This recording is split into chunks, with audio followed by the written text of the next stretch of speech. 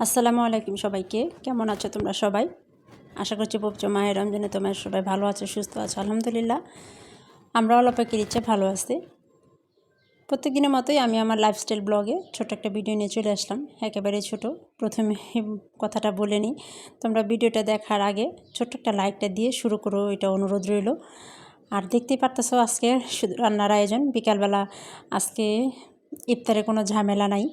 আজকে রুহানের বাসায় নাই, তো সেই জন্য আজকে ইফতারে কোনো ঝামেলাও নাই। সেই সুযোগে ভাবলাম কি, রুহান যেহেতু বাসায় নাই, ইফতারও বানাতে হবে না, তাহলে আমরা হাবিজাবি দিয়েই আজকে ইফতারটা সেরে নেব। এতেও ছোটো মাছ রান্না করলাম বেগুন দিয়ে, আলু দিয়ে। আর হচ্ছে এখানে আলু ভাজি খাবে, আলু ভাজি।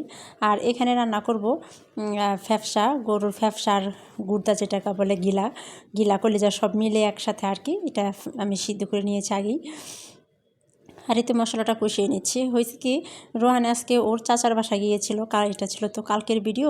ওর চাচার বাসায় গিয়েছে, সেজন্য ভাবলাম যে আজকে ইফতারি বানাবো না। ও সবসময় ইফতারি নিয়ে একটু ঝামেলা করে। ও বলে যে রোজা আসছে, ইফতার খাবো না কেন, ইফতারি খাওয়ার পরে যত আইটেম আছে পরে খাবো আর কি।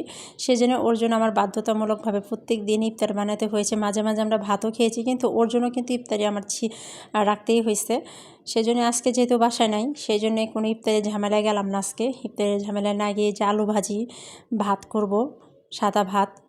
আরেকটা ভাতও থাকবে, আমি যে একটা দেখাই যে মাখা পোলাও, সেটাও আজকে করব, মানে বাবা খাবে আর কি। আর এই তো এখানে আমি চালটা ধুয়ে নিচ্ছি। একটা কথা বলি, যত কম ভিডিও, যত অল্প সময়ের ভিডিওই দেই না কেন, দেখা যায় কি ঘুরে ফিরে সেই 1 থেকে 1.5 মিনিটই হচ্ছে। এটা তো তোমাদেরকে আমি বাধ্য করাতে পারবো না, শুধু তোমাদের কাছে আমি রিকোয়েস্টই করতে পারবো যে একটু ওয়াচ টাইমটা যদি তোমরা ফুল টাইম নাও করো, 80% তোমরা দেখো প্লিজ। 80% দেখলেও আমার একটু হলেও উপকার হবে। আর এছাড়া এভাবে বলার ছাড়ার কোনো উপায় নাই, এটা তোমাদের পুরোটাই ব্যক্তিগত ব্যাপার। আমি যতই চিল্লাফাল্লা করি, তোমরা যদি সেক্ষেত্রে তোমরা যদি না করে দাও, সেক্ষেত্রে আর কিছু করার থাকে না। তারপরও আরেকবার অনুরোধ করব, তোমরা যদি দেখো 80% অন্তত দেখো, আমার একটু উপকার হবে আর কি।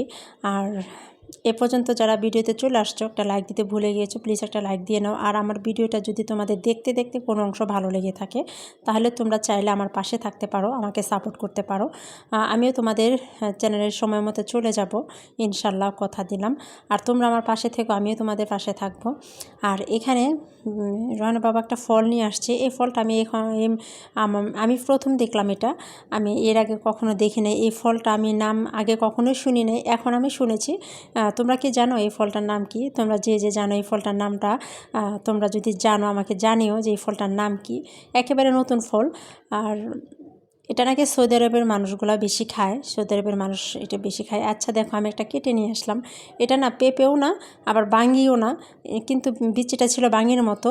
আমি যখন ভিতরে কাটলাম, বিচিটা কিন্তু বাঙ্গির মতো ছিল। কিন্তু এটা আমি তো খাওয়ার পরে ভিডিওটা দিচ্ছি, আমি কিন্তু এক পিসও খেতে পারি না, কিন্তু আমার কাছে কোনো স্বাদই লাগলো না। এটা বাঙ্গির মতো না, পেঁপের মতো না। এটা যে কোন দেশের ফল, কিভাবে যে খায়, যাই হোক, যার যে দেশের ফল তারা অবশ্যই তৃপ্তি করে পছন্দ করেই খায়। আমরা এটা দেখি নেই বলে আমাদের এটা রুচি হচ্ছে না। আর এই তো ছিল আমাদের ইফতারের আয়োজন। এখানে ভাত, আলু ভাজি আর মাছ রান্না করেছি। যাই হোক, আমি ভাতগুলো এখন বেড়ে নেব, আয়োজনের আর সময় নেই। আলহামদুলিল্লাহ অনেক মজা করে, অনেক তৃপ্তি সহকারে আমরা ইফতারগুলো করেছিলাম। আর ছিল এখানে মাখা পোলাও, আলহামদুলিল্লাহ। আর আমরা তো মাছে ভাতে বাঙালি, তো আমরা ভাতটা হলেই তৃপ্তি সহকারে খেতে পারি। অন্যান্য আইটেম যত কিছুই খাই না কেন, ভাতটা কিন্তু আমাদের খেতেই হয়। যাই হোক, আজকে আর বেশি বাড়াবো না, এ পর্যন্তই রাখবো। তোমরা সবাই ভালো থাকবে, সুস্থ থাকবে, সবাই নিরাপদে থাকবে, এই প্রত্যাশা। আসসালামু আলাইকুম সবাইকে, আল্লাহ হাফেজ।